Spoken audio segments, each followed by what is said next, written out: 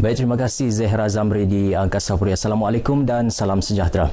Usul sokong pindaan perlembagaan persekutuan bagi mengembalikan status asal Sabah dan Sarawak sebagai rakan setara seperti termaktub dalam Perjanjian Malaysia 1963 dijangka akan dibentang dalam sidang Dewan Undangan Negeri Sabah hari ini. Timbalan Ketua Menteri Datuk Seri Panglima Wilfred Madios Sangau menjelaskan usul berkenaan akan dibentangkan oleh Wakil Rakyat Keranaan Datuk Seri Panglima Masudi Manjun. Datuk Seri Madius berharap pembentangan usul berkenaan berjalan lancar dan dapat diterima oleh semua ahli Dewan. Telah dinyatakan oleh Yang Berhormat Perdana Menteri apabila dia melawat Sabah pada 16 September tahun lepas yang mengatakan bahawa Sabah ini adalah satu rakan sekutu kerajaan persekutuan. Kita ini equal partner dan ini hanya boleh dilaksanakan apabila pindaan pada artikel 1/20 Lembaga Persekutuan itu dibuat.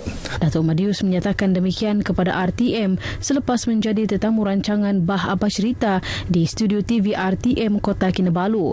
Dalam perkembangan sama, katanya kepimpinan negeri yang diketuai Ketua Menteri Datuk Seri Panglima Haji Muhammad Syafi Haji Abdal akan ke Sarawak bagi membincangkan perkara ini agar segala kekeliruan dapat diselesaikan. Seterusnya usul berkenaan dapat dibentangkan semula di Dewan Rakyat. Sementara itu, ketika ditemui pemberita di Dun Sabah, Kota Kinabalu, Wakil Rakyat Membakut Datuk Haji Muhammad Arifin Haji Muhammad Arif turut bersetuju dengan cadangan pembentangan usul tersebut. Saya setuju dan seperti mana rakan-rakan yang lain juga setuju. Antara yang dikemukakan dalam parlimen baru-baru ini ialah cadangan supaya dia dibawa dulu ke Dewan Undangan. Dan ini cadangan yang baik dan diterima baik oleh Yang Amat Berhormat Ketua Menteri kita. Pada 9 April lepas, rang undang-undang RUU itu yang dibentangkan Perdana Menteri Tun Dr. Mahathir Mohamad gagal mendapat majoriti undi 2/3 apabila hanya mendapat 138 undi, iaitu kekurangan 10 undi untuk memperoleh sokongan majoriti daripada 222 anggota parlimen.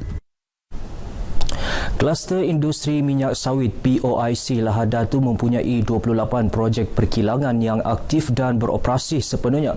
Menteri Perdagangan dan Perindustrian Negeri Datuk Seri Panglima Wilfred Madios Sangau berkata, projek perkilangan itu menjana lebih 1,300 peluang pekerjaan, termasuklah dalam bidang pengurusan komputer pekerja mahir dan separa mahir. Menurut Datuk Seri Madius, kebanyakan pekerja yang diambil merupakan penduduk asal Lahad Datu dan dari daerah berhampiran iaitu Sandakan dan Tawau. Beliau berkata demikian dalam sidang Dewan Undangan Negeri Dun Sabah di Kota Kinabalu. Beliau menjawab soalan Wakil Rakyat Balong Datuk Osman Jamal yang bertanyakan sejauh mana peranan POIC Lahad Datu untuk menstabilkan harga pasaran CPO di Sabah dan berapa banyak peluang pekerjaan telah diwujudkan sejak POIC Lahad Datu beroperasi. Sementara itu, dalam sidang Dun sama, Menteri Pembangunan Luar Bandar KPLB Sabah Datuk Ewan Benedict memberitahu kerajaan negeri telah menerima peruntukan sebanyak 20 juta ringgit daripada Kerajaan Persekutuan bagi pelaksanaan 10 projek di negeri ini. Datuk Ewan menjawab soalan Wakil Rakyat Kemabung Jamawi Jaafar mengenai peruntukan yang diberikan Kerajaan Persekutuan kepada kerajaan negeri bagi pelaksanaan projek pembangunan luar bandar di Sabah. Kementerian Pelajaran dan Inovasi Negeri digesa agar memberi keutamaan kepada daerah Kota Merudu dengan mempercepat penyelenggaraan atau penaik taraf fund sekolah di daerah itu yang amat mendasar. Menurut Wakil Rakyat Tandik, Datu Anita Baranting, sebanyak 11 daripada 33 sekolah rendah di Kota Marudu memerlukan pembaikan dan penyelenggaraan segera. Jelasnya kebanyakan sekolah di daerah berkenaan sudah berusia 50 tahun dan tidak pernah dinaik taraf. Beliau berkata demikian ketika mengambil bahagian dalam sesi perbahasan sidang Dun Sabah di Kota Kinabalu. Mengenai pemilikan tanah penduduk daerah itu, beliau mahu kerajaan mempercepat proses permohonan pemilikan tanah komunal yang sekian lama dipohon bagi tanah yang telah diusahakan. Ini penting bagi memastikan mereka mempunyai hak yang sah ke atas tanah yang diusahakan sebagai petani dan pekebun kecil getah di daerah tersebut. Penerbangan terus dari Guangzhou ke daerah Tawau bakal merancarkan industri pelancongan di daerah tersebut sekaligus meningkatkan sumber pendapatan negeri Sabah dalam industri pelancongan. Menteri Pelancongan, Kebudayaan dan Alam Sekitar Sabah, Datuk Christina Liew berkata, bermula Julai 2019 sehingga Julai 2020, syarikat penerbangan Hainan Airlines akan membuat penerbangan terus dari Guangzhou ke Tawau.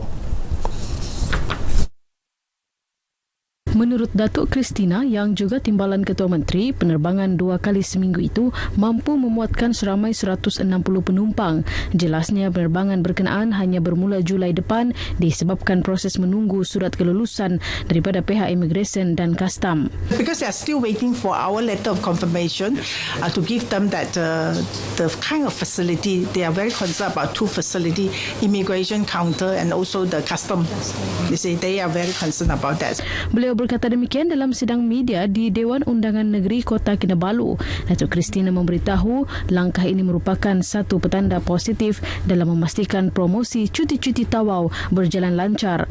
Berdasarkan statistik terkini, jumlah pelancong dari Guangzhou yang berkunjung ke Tawau seramai 300 orang seminggu. Selain itu, pihaknya juga akan mempromosi Sandakan sebagai tempat pelancongan menarik selain tempat-tempat lain di Sabah ke arah mencapai sasaran 4 juta pelancong ke Sabah tahun ini.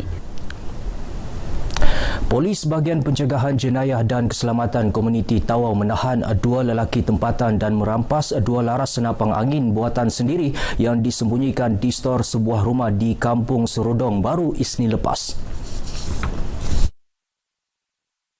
Menurut kenyataan pemangku Ketua Polis Daerah Tawau, Superintenden Nur Azizul Kifli Mansor, kedua-dua lelaki tersebut masing-masing berumur 28 dan 32 tahun ditahan pihak polis semasa rondaan cegah jenayah di sekitar kampung berkenaan.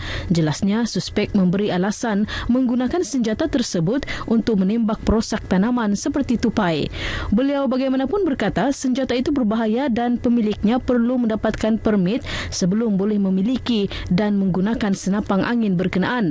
Kedua-dua lelaki terbabit juga dipercayai positif dada jenis metamfetamin selepas saringan ujian air kencing. Kedua-dua suspek disiasat mengikut Seksyen 8-A Akta Senjata 1960 dan Seksyen 15-1-A Akta Dadah Berbahaya 1952. Seramai 81 ketua isi rumah di Kampung Perpaduan Pulau Banggi, Kudat yang terlibat dalam kebakaran pada Januari lalu menerima bantuan berupa keperluan harian dan wang daripada Yayasan Nur Jauhar YNJ. Bantuan disampaikan isteri yang di-Pertua Negeri yang juga penasihat YNJ, Puan Haja Nurlida Tan Sri Datuk RM Jasni bersama pengurusi YNJ, Haji Alhamra Tun Juhar sempena program ziarah kasih YNJ di Pulau Banggi, Kudat. Ketika ditemui pemberita RTM, Haji Alhamra berkata, bantuan itu bagi meringankan beban penduduk yang kini tinggal sehelai sepinggan selepas kehilangan tempat tinggal akibat kebakaran itu.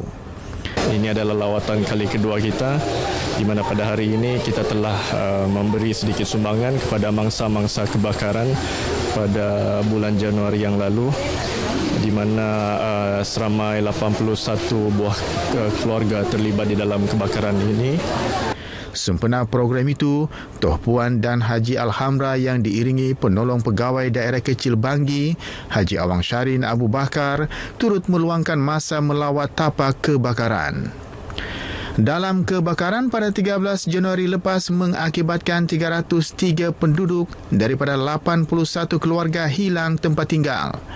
Sehingga kini 25 ketua isi rumah terlibat masih ditempatkan di Dewan Terbuka Polis Karakit Kudat, sementara selebihnya menumpang di rumah keluarga masing-masing. Yang di-Pertua Negeri Tun Dr. Haji Johar Datuk Haji Mahiruddin akan menjadi penaung Persatuan Penuaan Sihat Sabah SHAS. Pengerusi persatuannya Datuk Jaswat Singh berkata Tun Dr. Johar juga telah pun menyatakan persetujuan untuk menjadi penaung persatuan tersebut. Beliau menyatakan demikian kepada pemberita selepas kunjungan hormat terhadap Tun Dr. Johar di Istana Negeri Kota Kinabalu. Datuk Jaswat berkata persetujuan Tun Dr. Johar menjadi penaung persatuan itu juga akan dimaklumkan kepada pendaftar pertubuhan ROS. SAS merupakan sebuah persatuan yang ditubuhkan bagi memberi kesedaran kepada masyarakat terhadap penjagaan penuaan sihat di negeri ini. Baik, sekian berita dari Sabah untuk Nasional 7 pagi ini. Kembali bersama Zehra Zamri di Angkasa Puri. Silakan Zehra. Dea, terima kasih.